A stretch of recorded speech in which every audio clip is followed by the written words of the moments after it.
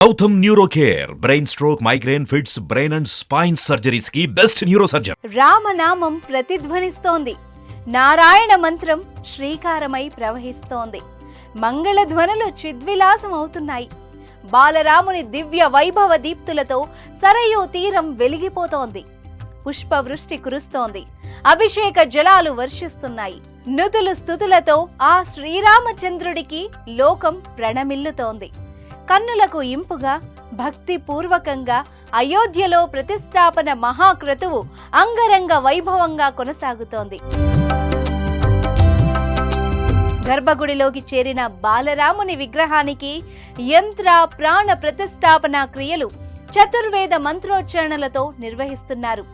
భక్తుల జయ జయ ధ్వనులు మిన్నంటుతుంటే, మంగళ నాదాలు శృతి కలుపుతుంటే అయోధ్య నగరం రామచంద్రుడికి జరుగుతున్న వైభోగానికి మెరిసి మురిసిపోతోంది. పులకితమై ప్రణతులర్పిస్తోంది. కొన్ని సంవత్సరాల కళ సాకారమవుతున్న వేళ, ఎప్పటి నుంచో ఎదురు చూస్తున్న నిరీక్షణ ఫలిస్తున్న వేళ, ఓ చారిత్రక ఘట్టం ఆవిష్కృతమవుతున్న వేళ, ఈ వేళ జరుగుతున్న ప్రతిష్టాపన మహోత్సవం వెనక ఎన్నో సంఘటనలు, ఎన్నో ఉద్యమాలు, ఎన్నో యాత్రలు, జన సమీకరణలు, భక్తి భావ ప్రేరణలు, ఎంతో కాలం నిరీక్షణలు. అరణ్యవాసంలోనే కాదు, అయోధ్యావాసంలో కూడా ఆ రామచంద్రుడు ఎన్నో కష్టాలను అనుభవించాడు. ఎన్నో వివాదాలను చవిచూశాడు. చివరకు న్యాయం గెలిచి వివాదాలన్నింటికీ తెరపడి ఇప్పుడు ప్రశాంతంగా గర్భాలయంలో కొలువు తీరుతున్న శుభవేళ ఇది. పూచిన ప్రతి పువ్వు ఆ భగవంతుని సన్నిధికి చేరాలని అనుకుంటుంది. కాచిన ప్రతి కాయ ఆ స్వామికి నివేదనగా మారాలి అనుకుంటుంది. భక్తితో సమర్పించే ప్రతి పువ్వు, ప్రతి ఫలము ఆ రామచంద్రునికి ఇష్టమే. ఎన్నో పూలు, తులసి దళాలు, మాలలు, వివిధ రకాల ఫలాలు తెప్పించారు. ఆలయ మండపాన్ని సర్వశోభితంగా అలంకరించారు. ఎక్కడ చూసినా పచ్చదనం శోభిల్లుతోంది. రామనామ ధ్వనులు తరంగాలు తరంగాలుగా ప్రవహిస్తున్నాయి. వేదనాదాలు పవిత్ర భావాన్ని అంకురింపజేస్తున్నాయి. గోక్షీరం, సుగంధ ద్రవ్యం, సరయూ నది పవిత్ర జలం, ధాన్యం ఆ రామచంద్రుని తనువును తాకి తన్మయమవుతున్నాయి. అలా ఆవాస క్రియలన్నీ పూర్తయ్యాయి. ఒక్కసారిగా లక్షలాదిగా తులసి దళాలు, పుష్పమాలికలు వచ్చి మీద పడ్డంతో ఆ రామచంద్రుని తనువు పులకించి శ్యామవర్ణం కాస్త ఎరుపెక్కినట్టవుతోంది.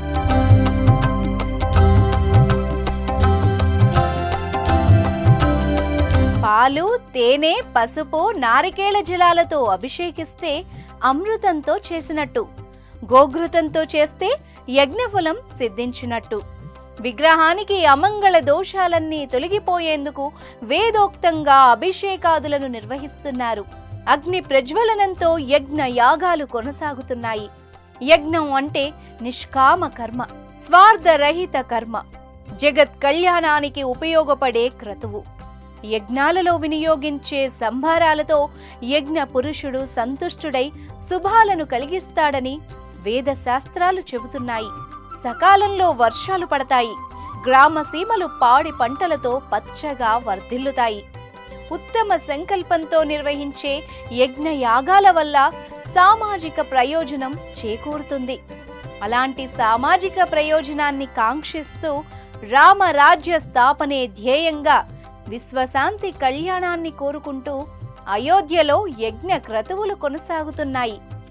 భారతీయ వేద సంస్కృతిలో వైదిక కర్మలు, యజ్ఞ యాగాలు అత్యంత విశిష్టమైనవి. అలాంటి బృహత్తర మహత్తర ప్రక్రియలు అయోధ్యలో కొనసాగుతున్నాయి.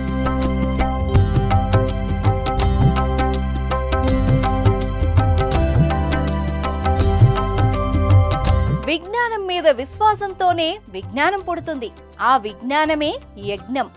భగవంతుడు సర్వాంతర్యామి, శక్తి రూపంలో ప్రతి వస్తువులోనూ ఉంటాడు.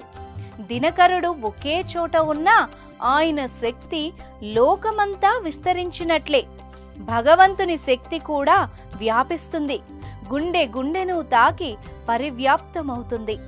గాలి, నీరు, భూమి, ఆకాశం, అగ్ని ఈ పంచభూతాలు లేకపోతే జీవకోటి లేదు, వాటి మనుగడ లేదు.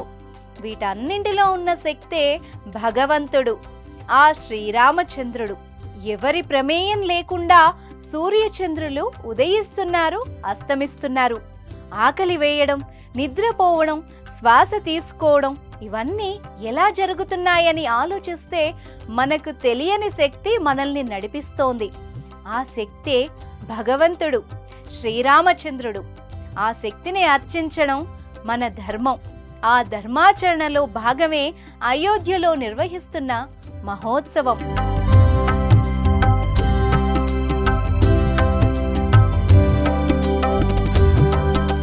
యజ్ఞం లోక రక్షాకారకం, జగద్రక్షణాశీలకం.